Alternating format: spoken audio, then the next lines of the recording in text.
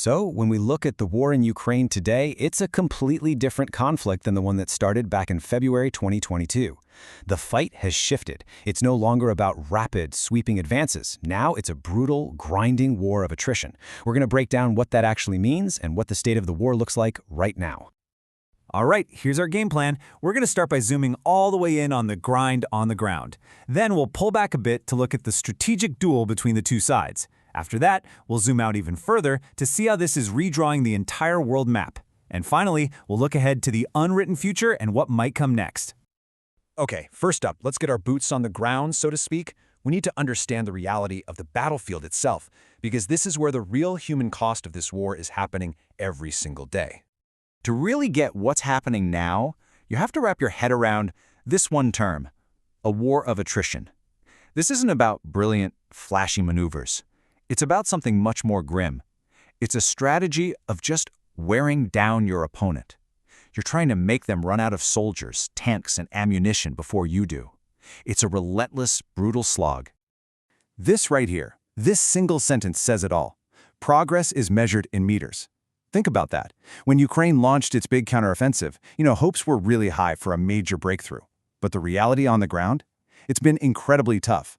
Every single meter of land gained is paid for at an enormous price.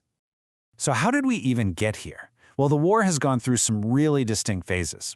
It started with Russia's failed blitz on Kyiv, then it shifted to those intense, brutal battles for the Donbas. After that, we saw Ukraine's incredible counteroffensives that took back huge chunks of territory. And all of that has led us to where we are today, this grinding war of attrition. So why is progress so slow? Well, a huge part of the answer is Russia's incredible echeloned defenses. Think of them as layers of a deadly cake. First, attackers have to get through massive, dense minefields. If they survive that, they hit concrete anti-tank pyramids called dragon's teeth.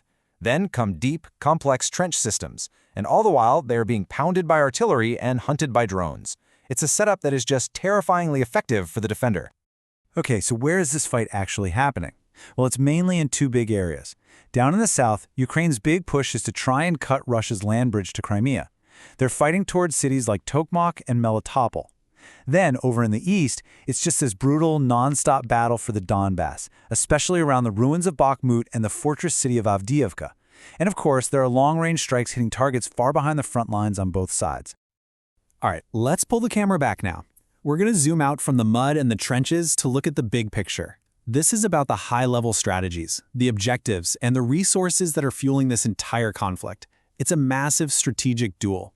When you look at it, the two sides have completely different game plans. Ukraine is playing a methodical game. They're using highly precise, long-range weapons from the west to hit Russian supply depots, command posts, basically their nervous system. The hope is to weaken them enough to punch a hole in their lines. Russia, on the other hand, is playing a much more brutal game. Hold those defensive lines at all costs, inflict as many casualties as possible, and at the same time, try to break the Ukrainian people's will to fight by hammering their cities and power grid. Now, to make any of this work, both sides are caught in a desperate global arms race. Ukraine's ability to keep fighting, let alone win, depends almost entirely on a steady flow of advanced Western systems. Things like F-16s, Patriot missiles, you name it. Russia, meanwhile, is trying to crank its own war industry into high gear, but it's also turning to its allies, getting huge numbers of artillery shells from North Korea and those infamous Shahed drones from Iran. This war has become a battle of factories just as much as a battle of soldiers. Okay, time to zoom out one more time to the 30,000-foot view.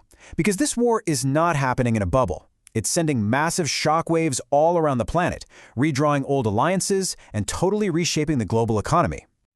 This conflict has been like a giant catalyst for world politics. On one side, it's given NATO a new lease on life, a renewed sense of purpose. You see Finland joining, for instance.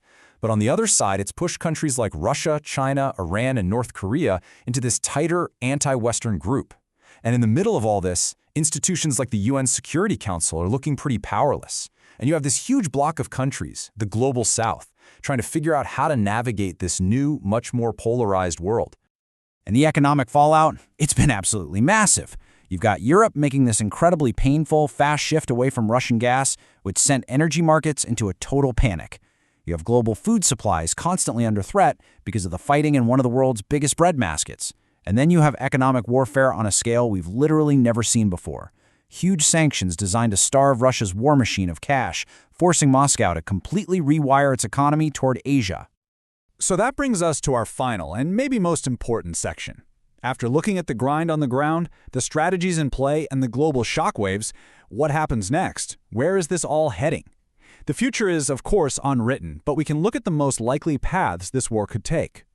When you talk to analysts, they generally see four broad scenarios playing out. The first is a total Ukrainian victory. That means restoring their original 1991 borders. That's Kyiv's official goal.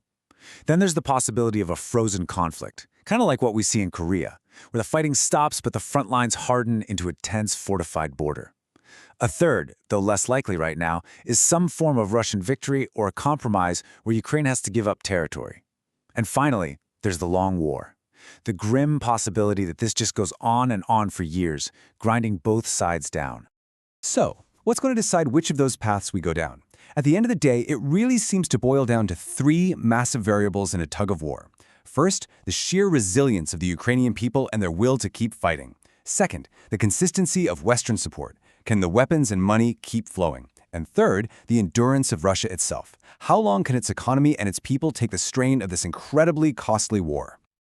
And that really leaves us with the ultimate question, doesn't it? You have these three powerful forces pushing and pulling against each other: Ukrainian resilience, Western aid, and Russian endurance. The final outcome of this war will almost certainly be decided by the balance between these three. Which one bends or breaks first? Well, that's the great tragic unknown.